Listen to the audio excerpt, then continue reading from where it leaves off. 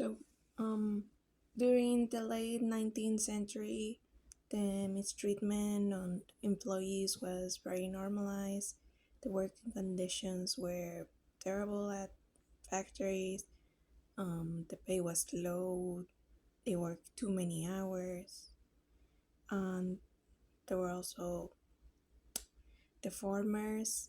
They were struggling to compete with these big monopolies that, well, were monopolizing the markets. They couldn't compete, so they were losing money, and the working class was struggling a lot basically during this time. Um, these struggles led to frustration with the government because, well, the government was notoriously favoring these big companies by passing legislations that and laws that benefited them, but like negatively affected the working class. They had no protections, and yeah, it was terrible for. It was very bad for them. Um, of because of all these, it led for the creation of a new political party, the Populist Party, which was to demand a change in for political corruption, the monopolization of the markets, and the economic disparity.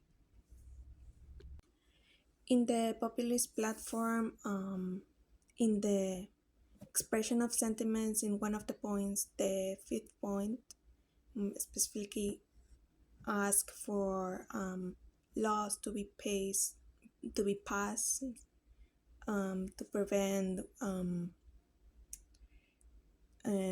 employees from forcing the workers to work more than 8 hours a day, and they also ask for a penalization for this practice, which makes sense that they're asking for it. I agree it's necessary to have a punishment for companies who do this because, well, if it's law, okay, but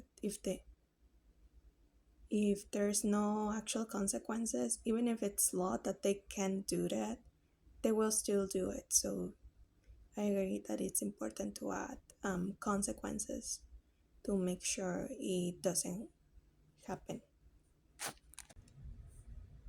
On another point of the expression of sentiments, on point four, um, the platform complains that the government is not doing anything to protect them from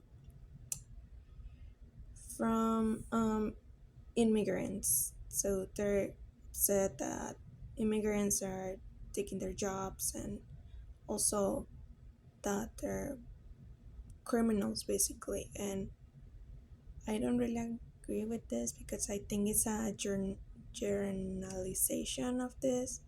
It's blaming them for something that is not necessarily their fault. Um, this is more the government's fault than anything for not protecting them. It also generalized immigrants. They call them undesirable immigrant. They say undesirable immigration. So they're like they don't like immigrants, and that's generalizing. Not all of them are bad. So yeah, I don't agree with that. It's understandable that they're frustrated, but they're kind of blaming the wrong persons in this clause. Overall, I mostly agree with all of the other points and demands from the populist platform. They're understandable, they're reasonable requests to be protected. It's just that one about immigration that I don't really agree with, but the rest is, in my opinion, reasonable.